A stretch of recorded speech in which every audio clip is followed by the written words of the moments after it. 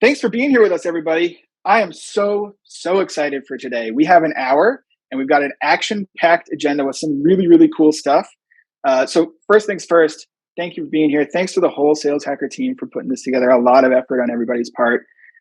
Couldn't make anything happen without them. I'm Colin Campbell. I'm the head of community at Outreach. I lead the Sales Hacker team. And we're going to be talking about some cool stuff today. We're going to take a look back at what happened at Sales Hacker in 2022. I'm going to share some new insights. By the way, we did some research. I was all over the country. The rest of the Sales Hacker team is all over the country. We're going to share what we learned about this moment that we're in. And then we're going to look forward to 2023 and how we can help you meet the moment. I have some promises to make to you today. The Sales Hacker team is going to make some promises to you. We're going to change some things up. We're going to do some special things for you in 2023 to help you get an edge, right? And then we are joined by Manny Medina himself, the CEO of Outreach. He's bearing it all. He's going to tell us a little bit about what he's looking forward to in 2023 as well, but he's also just going to take all your questions. So if you want to ask some questions, we'll get that Slido for you in a second. I'm starting on a high note though. 2022, this is a stat that we learned this year, and I'm blown away. You, Sales Hacker members, are 40% more likely to hit quota than your B2B sales peers. That is huge. And I'm not taking credit here. This isn't something that like me and the Sales Hacker team did for you, although they are amazing, and I'm okay too, I guess. This is more about you. Everything on Sales Hacker is from you. The webinars, you show up, you have conversations, you get the content for those. The articles in the blog, in the newsletter, the conversations on the podcast with Sam Jacobs, the discussions in the forum, all of those questions and answers, that's all you. And so this number represents how you showed up for each other in 2022. And so I'm so psyched and thankful for you doing that. Give yourselves a pat on the back, a round of applause to you. We're going to have even more of that this coming year. And I'm going to tell you how in just a minute. The thing is, though, this coming year is a little different. We've entered a new era in B2B sales, and some of you probably feel it. And some of you don't, but even the ones who feel it, we're still trying to figure out how to meet this era. Like, what do we need to prioritize? What do we actually need to do?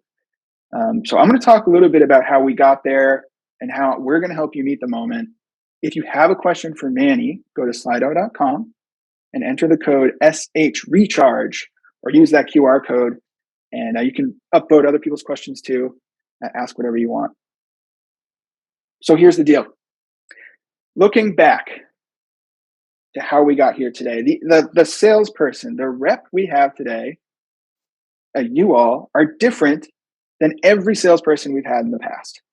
And when you look at the evolution over the past few decades, there are like a few distinct eras that define the types of reps that we've had up until this point. And they're defined by the economic situation, the macroeconomic situation, the technology available at the time, and the culture. And so like when we start off, we look at the 1980s to the 2000s, hugely booming economy, right? A lot of growth, but also not a lot of technology. So you had the Rolodex rep. This is the person who sold on relationship. Their ability to hit their number depended on the quality of their Rolodex, the connections and relationships that they had.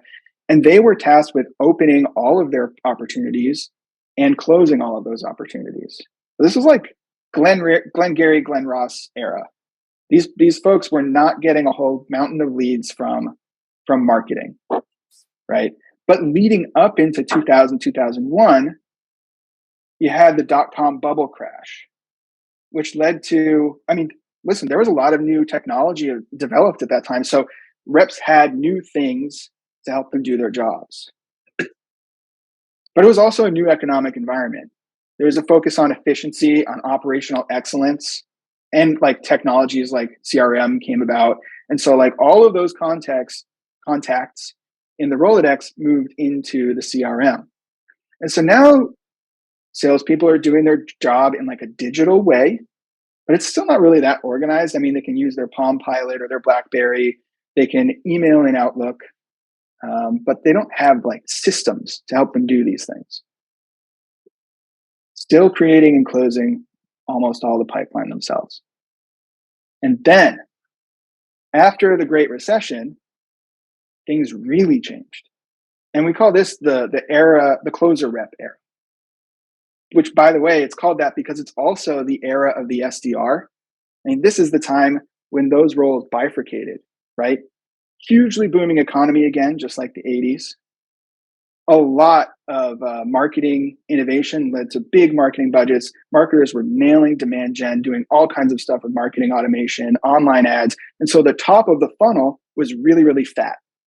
So sales teams, the challenge for sales teams in this era was, gosh, what do we do with all of this inbound demand? And how do we capture as much of it as possible, as quickly as possible? And so I don't know about you, but this is kind of the era that I grew up in. And in fact, this is the era Sales Hacker grew up in, is this era of a lot of innovation at the top of the sales funnel to try to get more efficient, to feed meetings to reps. Quick history lesson. Sales Hacker was actually started a decade ago by a guy named Max Altschuler, one of the smartest, most capable people I've ever met, by the way. And I owe him a lot. He was running business development at Udemy. And he was doing some crazy, hacky, innovative things to get as many meetings as possible. Again, name of the game was speed at the top of the funnel.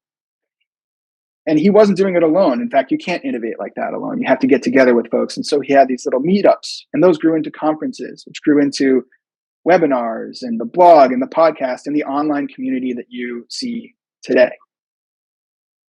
And by the way, along that journey, Outreach acquired Sales Hacker in 2018. So some of you might not know, Sales Hacker is owned by Outreach. It's an investment that Outreach is making in the B2B sales world to help the whole world, not just our customers, but the whole sales world sell better.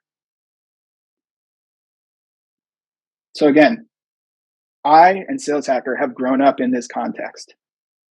Booming economy, closer and SDR paired together, and everything we've built for you, programs and events and content, is in that context. Here's the but. Big red downward graph slide, but we've entered new times. I don't even really have to say it, but the last few years have been absolutely insane. I mean, we had that big pandemic thing, right? There's war, there's a recession, there's interest rates rising. It doesn't feel the same as it used to. And in fact, there are some specific symptoms to this change I can point to. And this is like, we're hearing this on the road when I go to cities to meet with you all. I hear this in webinars. I hear this in the discussion forums on Sales Hacker. Inbound pipeline is slowing down. Right? You don't have a mountain of leads coming your way every month. And so you're needing to do more prospecting to cover your pipeline. And part of that is due to the fact that marketing budgets are under pressure, but really it's inbound pipeline slowing down because demand is slowing down. And when companies feel like demand is shrinking and they're in the middle of a fiscal year, usually the marketing budget is the first thing to go. So you already have less demand, and then you have a marketing budget that's feeding fewer leads to you as well. And SDR to AE ratios are declining. So we've heard AEs saying things like, I used to have, half an SDR helping me. Now I share my SDR with 4 other AEs. So there's less outbound and prospecting support for me to hit my number. And then the whole sales team kind of struggles because the number doesn't get smaller, and sales teams are being a little bit more conservative with hiring. So they're not backfilling roles quite as quickly or hiring for new growth quite as quickly. And underneath it all, investors still expect the goal to be hit. So what you have here is a real crunch if you keep operating like we're in the past era. But if you meet the moment, then it's not a crunch. So this is a time of change. And luckily, we can be in a position where we drive that change. So this is what we've heard. This is what it boils down to. Sellers need to create more of their own pipeline. I've heard people say, I used to create like 10% of my own pipeline prospecting AE. Now my manager expects all the AEs on my team, including myself, to create 50, 60, 70% of my own pipeline. And the rest comes from marketing and SDRs. And I've also heard people saying, you know what, I need to actually make up for that by just being more efficient with how I close deals. I need to increase my conversion rates with how I close deals that are in my pipeline. So creating and closing pipeline, no big surprise, we're calling this the create and close era. Okay. And so like Sales Hacker was born out of the last era and was really uniquely positioned to help with the innovation and the systemization at the top of the sales funnel. We're doing that this year. So we're going to make some promises to you here. 6 promises. First of all, we're introducing focus. You're going to see us focus on topic areas every quarter of this year that are specifically designed with what we've seen work for helping people create and close pipeline going into 2023. So in Q1, we're talking win rates and deal velocity all quarter. In Q2, we'll talk about how you can be more productive as a seller, how you get the biggest impact out of every minute you spend selling. In Q3, we're going to talk about helping you sell bigger deals and expand with customers, since you might not have as many deals to hit your number. In Q4, we're going to wrap it all up with helping you close the year strong and just get you to your number. We're going to get scrappy in Q4 and do what it takes. That's our first promise to you, is focus. Our second promise to you is that we are going to launch more new and exciting research. Marcella Ross is on the call today. You're going to meet her later. She's our head of content at Sales Hacker.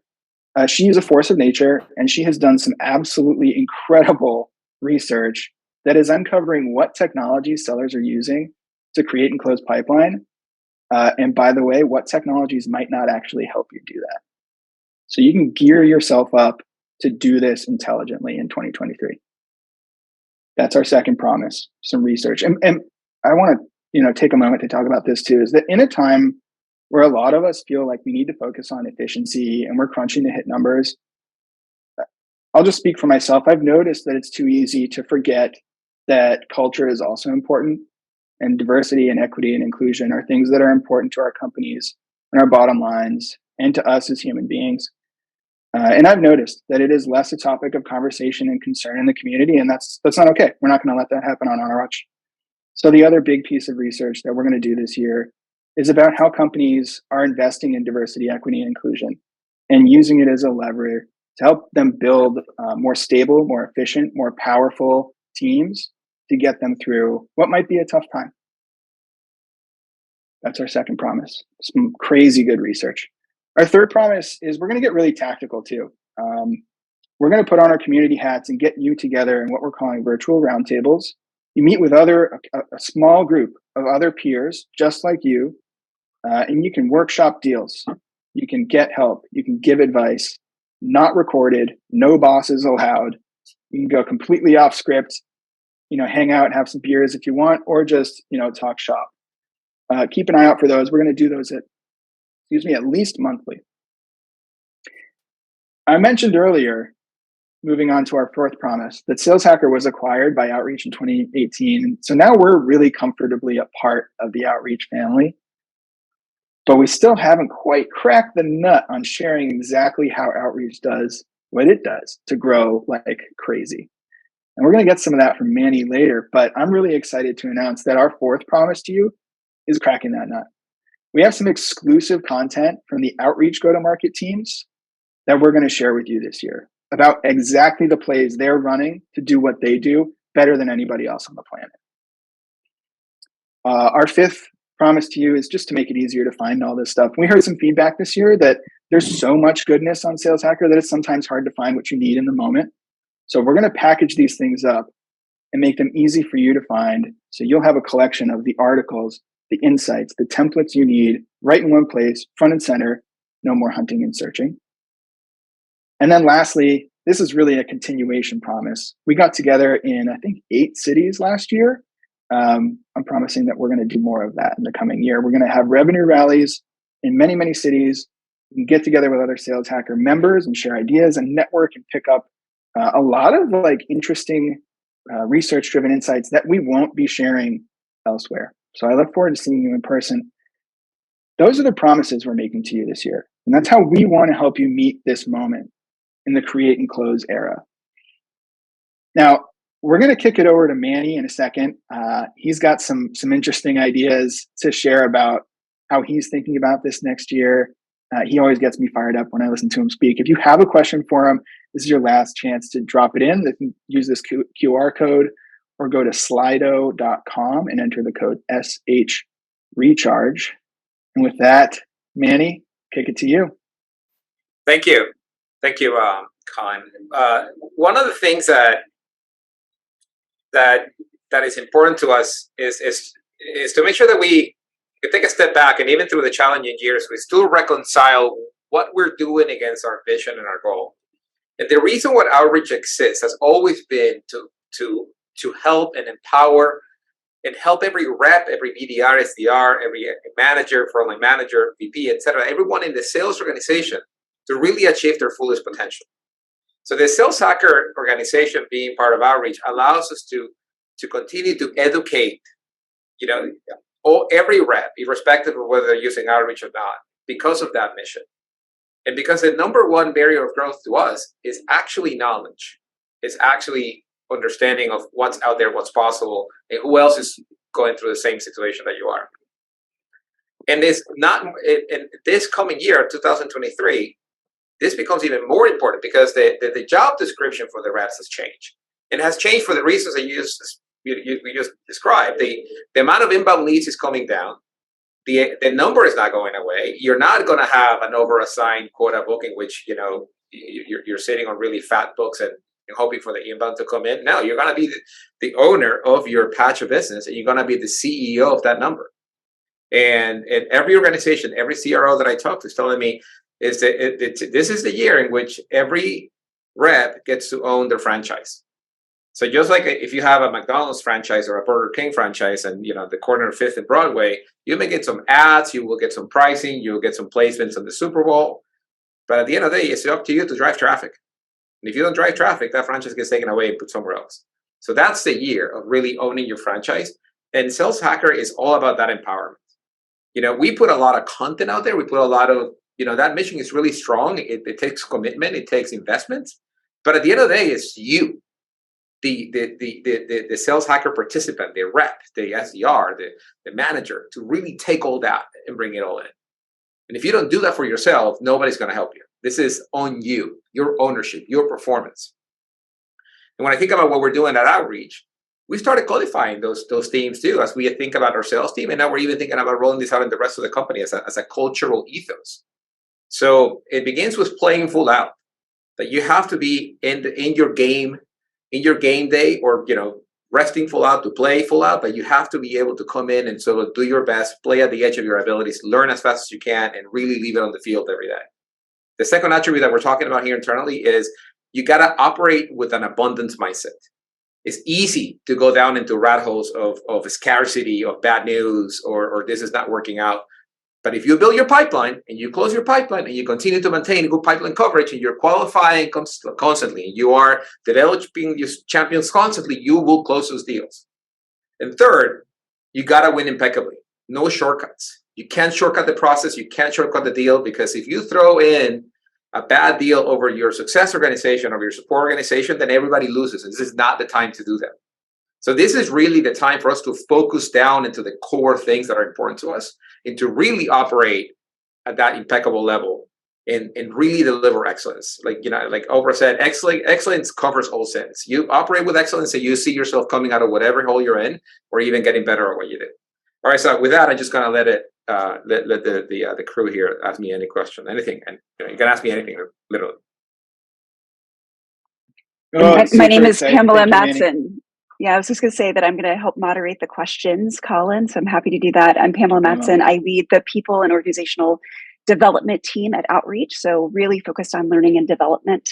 And I will say, I'm hearing about all the changes and the challenges and the changes in the macroeconomic environment, but I will invite you to reframe that you're up against your abilities. So this is an incredible opportunity for you to build muscles that you don't currently have.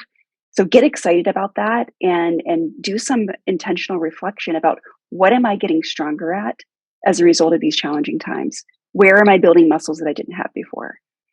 So, Manny, I know you just talked a little bit about some of the changes, as did Colin.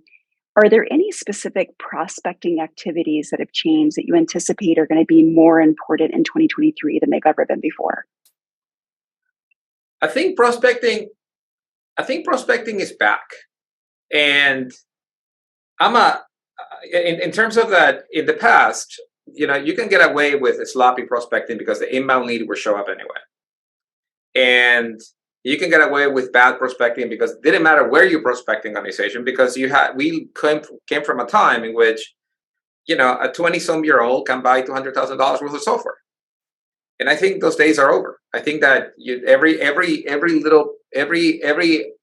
every dollar of investment is going to be scrutinized by a procurement person, a CFO, an IT professional, a security professional, and your boss. So this is not going to be the land of I'm going to have one of each and see where it sorts out. It's going to be the land of, what can we do more with less? So back to prospecting. I think that you're going to have to really focus your attention on the true personas that are going to drive the outcomes for you. And the outcome doesn't need to be a purchase. The outcome can be advice of what's going on with the company. The outcome can be to understand the projects that are happening internally. The outcome can be to educate someone. So there is a repertoire of outcomes that you should be looking for. And this is why pipeline coverage is so important, because you need to continuously prospect to figure out where are the projects and what are the initiatives and or spend that you can attach yourself to. The main thing for this year, more than anything else, is discipline. Prospecting is, look, nobody in the world likes to do prospecting.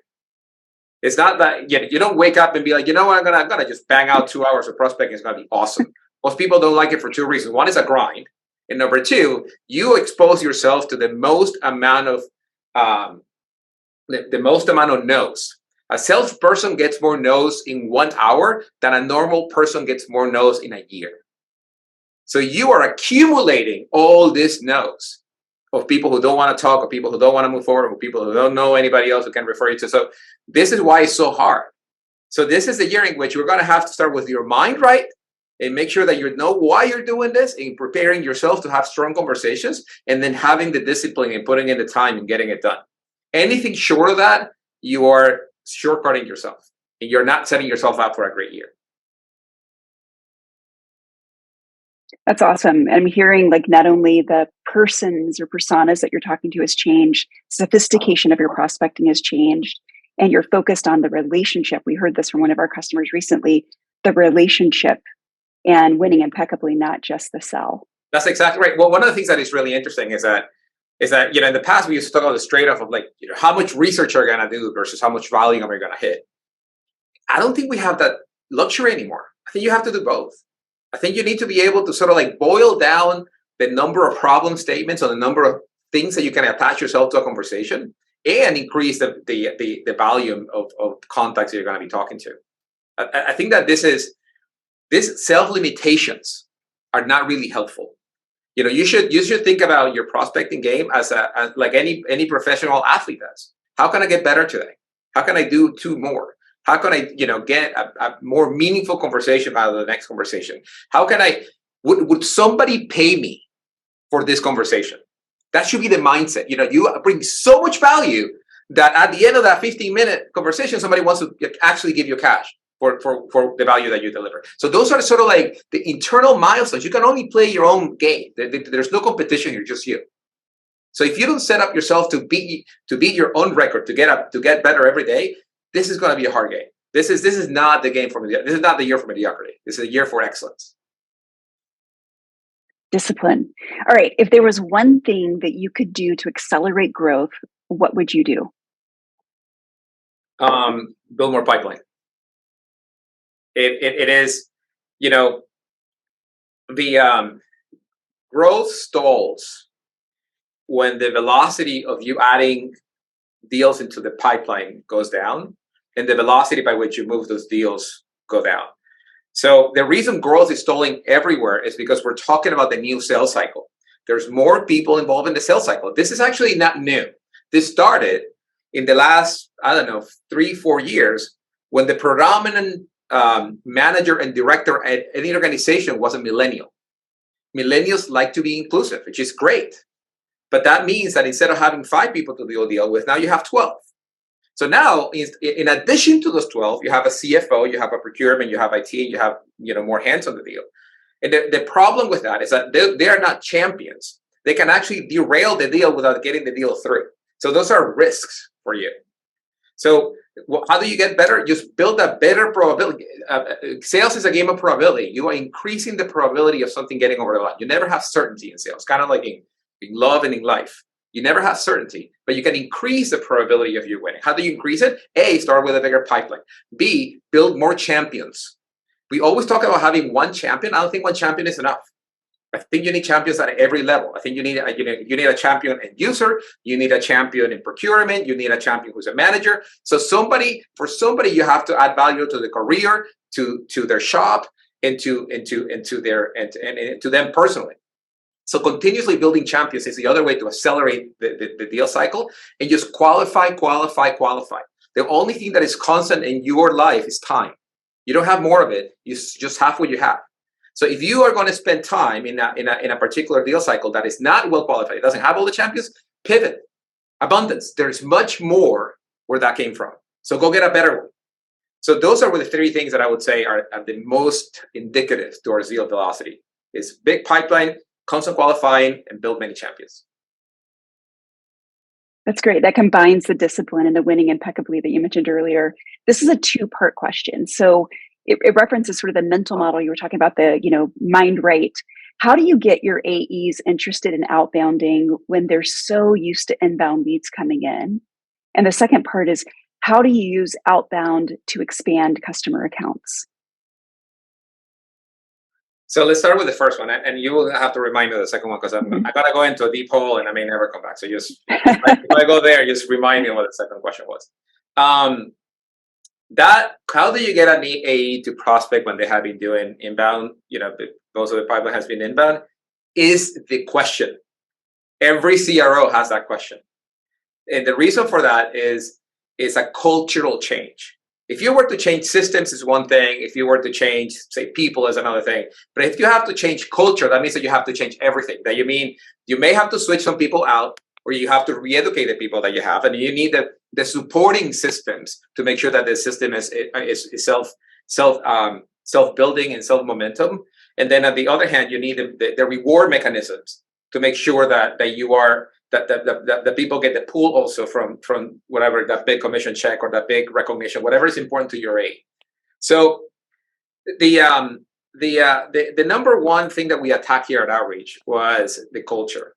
So we build our three cultural tenets: playing full out, operating in abundance, and winning impeccably, because the only way you can deliver those three is by creating and owning your pipeline. That doesn't mean you're going to have to do all the prospecting. Some AEs may do 10% of the pipeline prospecting because they happened into one big account that happened to be really, really big, and that represented the bulk of their pipeline for that quarter.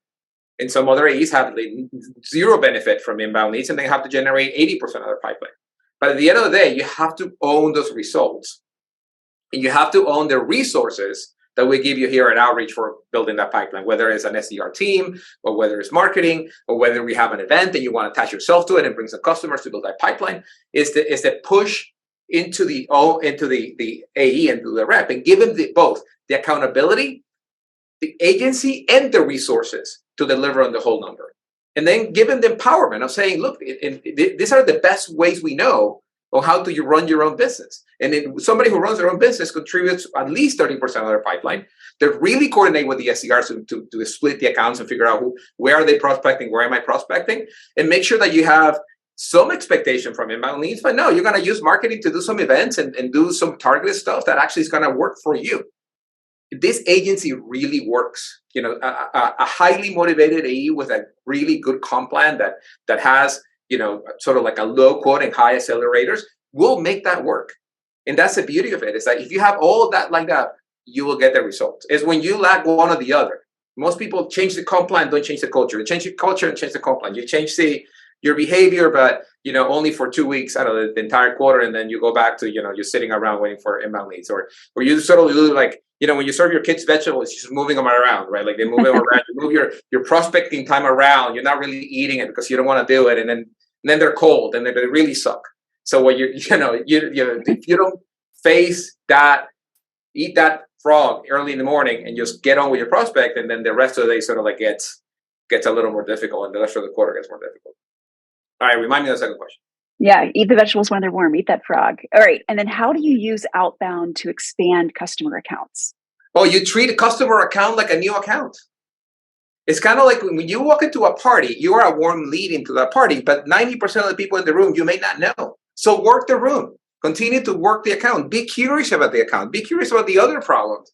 If you go read the 10K of any organization that is public, they have 5 problems that they're solving for. You'll be lucky to attach yourself to 1 or 2. So you got 3 more to attach yourself. So go find out what the other problems are and treating like new accounts. Treating like your prospect into that account. If you sold at a director level, find a way to get into a VP level. If you see at a VP level, try to get into a CXO level, or go down and talk to the rank and file and the troops and find out what are they seeing. You know what I mean? Because at this level, you only get to see some amount of information. At this level, you get to see everything. So either navigate down, navigate up, but figure out a way to attach yourself to more problems, become really relevant. Think yourself as the CEO of that account. What will you worry about? And then act like that. When you have a conversation with your prospect or a new person into the account, act like you're already in the company, that you're a partner, that you're feeling what they're feeling. And that helps you really build, superbly qualified pipeline into current accounts. That's great. Data has overtaken oil as the #1 commodity on the planet in the last few years. How is Outreach investing in maintaining and best leveraging that commodity, data? So we made a decision. So this is let me take a step back. So the big aha moment for us is that if you look at a sales cycle is a constant flow of conversations between the seller and the buying committee, the buying group. And then in those conversations have milestones in terms of an appointment being booked, a demo being booked, some qualifying happening in terms of there is a project and there is budget, some people getting involved in the deal, somebody with a decision authority or a budget. So those milestones are really arbitrary. You see what I mean? Because a deal can go back, a deal can go all the way to be qualified when somebody throws a rock at it in security, and then all of a sudden you gotta go back and re-engage the entire buying team under this new context of either security or compliance or cost cutting or whatever it is. So because of this fluidity of this conversation, sales is one of the most challenging activities to represent in software, because you both have to represent the transaction. Meaning, I am at stage 1, I'm at stage 2, there's a deal closed, there's an expansion opportunity. All that thing has to be represented, and those are, numbers and sales and etc. And then there is a representation of the human interaction. How do you represent human interaction? How do you represent sentiment?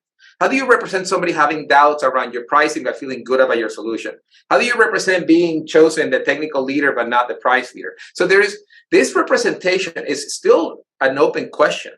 You see what I mean? This is why sales is such an exciting area to be in, because machine learning is just getting to a point where this is understandable for a machine. They're not there yet. You know what I mean? You look at all the stuff that GPT-3 just brute force human communication. There's no real understanding. There's no causal inferences. So for instance, when is the right time to send a text to a potential buyer? If you send a text at the very beginning of the relationship, you're a creep. If you send a text towards closing, that is a strong signal that this thing is going to close. You see what I mean? So the same activity taken at a different time has completely different causal ramifications. So the important thing about data is that, yes, we have to capture it all, but the question is, well, how do you understand it? How do you represent it, and how you make it useful? And we're just at the very early beginnings of it. We haven't even touched the surface of what we can do. What's going to be the hardest thing about sales in 2023, in your opinion? I think the mental game, keeping your confidence. We literally had a rep in the UK that had 3 deals in a row, lost. She is going to club, by the way. She already qualified, back in December. So she's done, top performer, etc. And all of a sudden, that probability game went a little bit the other way, right? So imagine in any given quarter, you're going to win 40%, at best 40% of the deals that you have in the pipeline. So if you have 10 deals, you're going to win 4, and 6 are going to push or close loss, right? But what if the 6 show up right up front? What if your quarter begin with 6 losses? It doesn't make the probability any different, but mentally, it makes you feel like a disaster. You see what I mean? Usually what happens is that it sort of gets sprinkled, right? You win one, you lose two, you win one, you lose two. And in the meantime, you sort of maintain your mind game, right? Because you're getting the energy and the dopamine release. But if the things happen in the wrong order, your mind goes sideways. So the most difficult thing is going to be to keep your mind right, because only when your mind is right, you can operate, at your fullest potential. What are the sales habits that are no longer nice to haves? Maybe this is related to the mind game, but will be critical skills or habits in 2023. Again, is the mind game. I think the mind game in the past, I don't know, 2-3 years was sort of like new agey esoteric stuff, for people from the West Coast. And I don't think that we have that luxury anymore. Sales is all about confidence. When you show up in a meeting, when you show up in a call, when you're navigating a deal, it's all about confidence. Most of you have heard of this. Like, what you think about all the time is what you become, right? So keeping the majority of your thoughts positive and thinking about solutions, possibilities, creativity, and abundance is going to become the decider as to whether you're actually going to become that this year, or you're going to be that worry word that is waiting for your job to be eliminated. That right now is a non-negotiable. In the past, was like, yeah, it's easy to have. Of course, you meditate, but you may not, or whatever. This year, if you don't control it, you're done. That's great. All right. So efficiency has been implied. We've been talking about create and close, but what's your plan to make outreach's sales department more efficient going, and as we are in sort of a recession time? Like, how are you making it more recession proof and more efficient? We're taking our medicine. I mean, what Colin talked about is literally out of our sales playbook. So just like everybody else in this world, we got caught in Q2 with inbound dying and our team not being ready to turn into this event that is where it's less marketing, where you can't overcompensate with reps, and you need to really get your efficiency game dialed. You got to get your pipeline creation and ownership of closing dialed, and that translate that into every rep, translate that into every phone line manager, and into the leadership. So for us, it's just doing this with excellence. This is creating close is a very simple playbook. But when things are difficult, you go back to the basics and you do the basics right. Like everybody does, Tom Brady may not be everybody's cup of tea, but everybody, like, if you read about him, he spends a good chunk of his summer going back to the basics every year, just working on a little bit, 1% improvement on how you throw, how you bend backwards, how you throw your arm, your body position. So work on the basics. Running a great sort of, you sit down and you do your pipeline generation, making sure that every time somebody picks up, that you get better at getting them engaged. So even when I talk to our own SDRs, like, we're still learning, we're still growing, but finding those 3 sets of problems that you can own in your heart and deliver them with strength, confidence, and energy to anyone that picks up the phone, that, build in that empathy in seconds rather than minutes. All that matters, and it matters enormously, because those incremental little changes that you apply to, 5-10 hours of your week, then you apply to your pipeline, have massive results in the amount of contribution to your business and to your own pocket. That's great. I know that we as an executive team share books often, or recommending books. What book would you recommend to an account executive for professional growth? My favorite book for an account executive that is already sort of like ramped, and has been in the game for a little bit and got full dominance of create, and full dominance of your own close, full dominance of qualifying, full dominance of your demo. I just said a lot, but it is important, because what I'm about to share is advanced maneuvers. So if you already got your game tight on your basics, for me, my favorite book on advanced maneuvers is called Sales EQ by Jeff Blunt. It sort of does a great job of bringing together different sort of like psychological tricks and tips, and putting them into a compact, really action-packed book that allows you to just take that and use it every day on something. What is the best way? Let me actually share Yeah, the one that I like the most.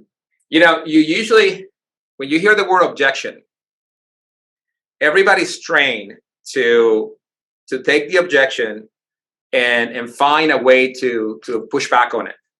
You know, oh, I don't. This is not the right time. But I got so much ROI for you. We should talk. We should talk now. Or I'm not the right person. Or you know, we don't have budget. You immediately push back. I'm like, you know, if you were to make $2 out of every dollar investment, of course you have about budget. So those are pushbacks. One of the things that I learned from that book is that what if you don't push back? What if you agree and say, if I don't have time, it's like, of course you don't have time. You're busy. That's why I call you. Because I want to get 15 minutes because what I'm about to say is important to you. That disarms the person. You know, if you say you don't have budget, of course you don't have budget. We're going through tough economic times. I'm just here to understand where are the problems. You see what I mean? So when you acknowledge, validate, empathize with the problem they just gave you, it's completely disarming. And I have tried that.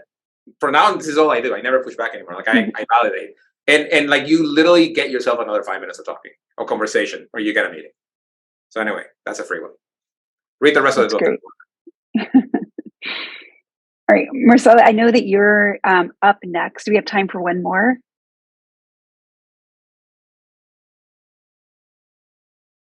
All right, I'm going to ask one more, Manny, and I'm just sort of glancing through. I know we've got a lot of questions here, but what's the most memorable way a salesperson has ever gotten your attention? I get this question a lot.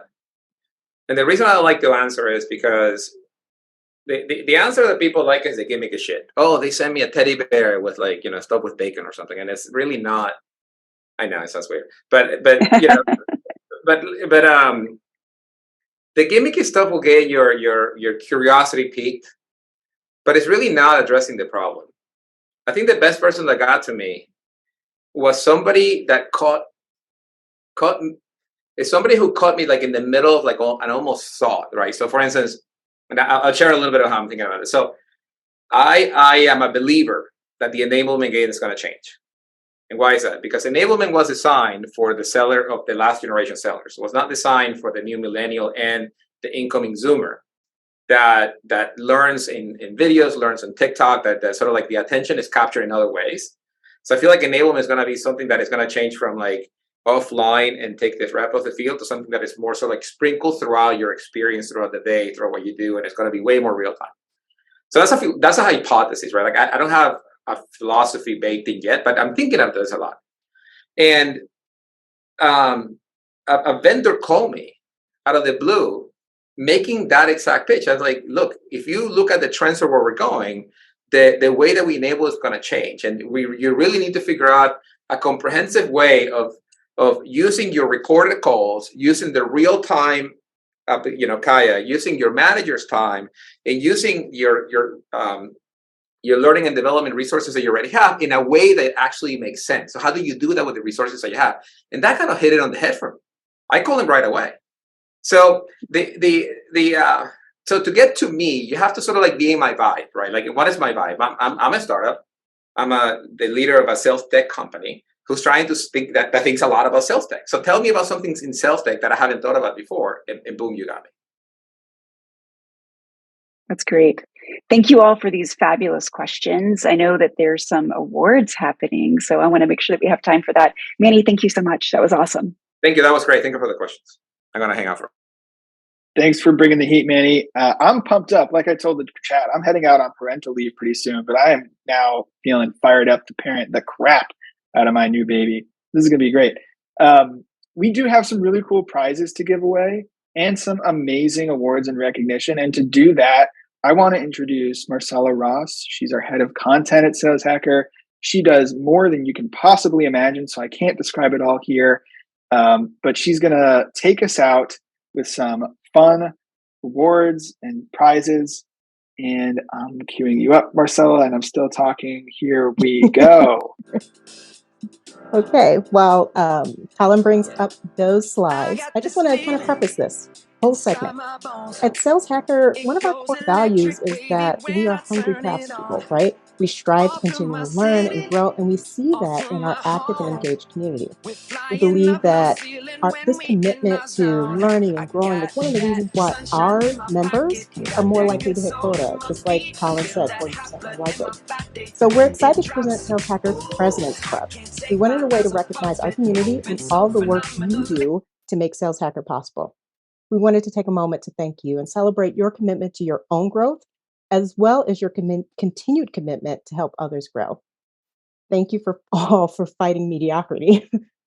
From your incredible content and the contributors that write the articles that Kendra so lovingly edits and publishes, to the webinars that Savannah's put together, to the discussions that Tess helps to moderate.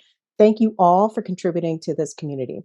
So we combed through all of that content, from all that top-notch articles to the podcasts to the discussion threads, and we picked a few. And trust us, it was not an easy task. But let's start off with the first award. The winner for the President's Club article, or I'm sorry, top webinar and speaker. This was picked because we had the most attendees and most registrants for this particular webinar. So congratulations to Josh Braun. He always, and Craig Simmons at Lego, they always bring the heat. They always have great content, and we appreciate your commitment to helping our Sales Hacker community grow. We had some mentionable honorees. They also had some really great content that got a lot of registrations and attendees for this year.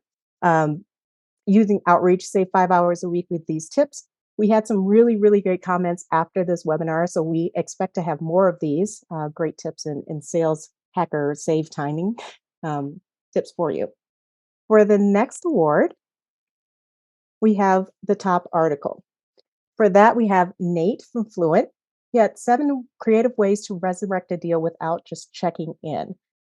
This was some really killer content, and he had this great idea that kind of blew my mind. He said, why not draft a future state press release for your prospect? Give them the vision of what it could be like with your solution. And I just thought it was incredible.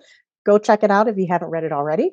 Our honorable mentions were Quit Celebrating Women in Sales Month. This got some really great attention during Women in Sales Month, and I encourage you to go read this.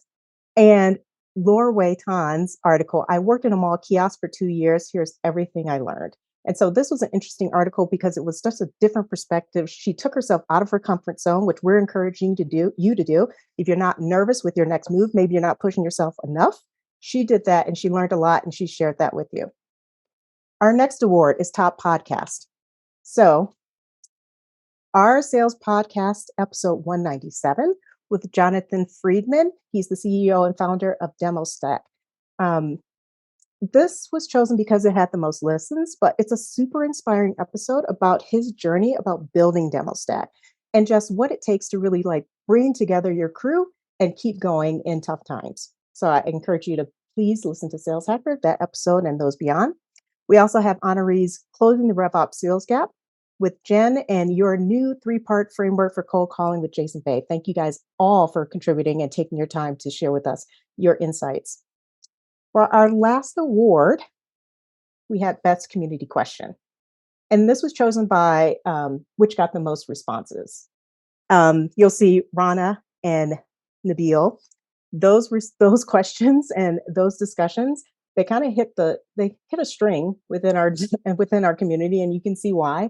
But we encourage you to comment on this or start your own discussion within the community. We had some great book recommendations on this call. There's just a lot of knowledge that was shared. Go into the community and share those with others that you know, and maybe you'll get some insights from others in the community as they respond. I want to congratulate all of our President Club winners, and thank you again for all your contributions. We're looking forward to the heat you bring in 2023. And next, we have something special. We have some door prizes. We couldn't leave without some door prizes. So we have a really, really cool Sales Hacker duffel bag. And the winner is Amy Beaver and Sean Newsom. So congratulations. We will follow up with you with an email to get your address so we can send those to you. So make sure to be on the lookout for that. And then we have 2 tumblers that we picked from our community that we're going to give away. It's really cool coffee mug, keep you caffeinated and upright. Those Sales Hacker Tumbler winners are Brock and Leaf. Thank you so much for attending, and congratulations again. Look out for that email asking for your address. And with that, I'm going to turn it back over to Colin and Manny to close us out.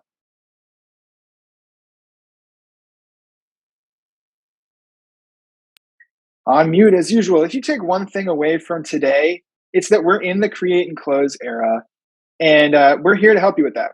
This is a big sea change, but you all have already proven you have the skills, the get it donedness, the grit, the attitude to meet this challenge and view it as a chance to grow yourselves.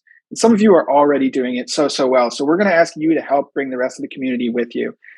We're also making those big promises to you to keep up and meet you in this moment this year. If you have feedback and how you want us to help you meet the create and close moment, don't be shy. That's what we're here for. We're here to help you.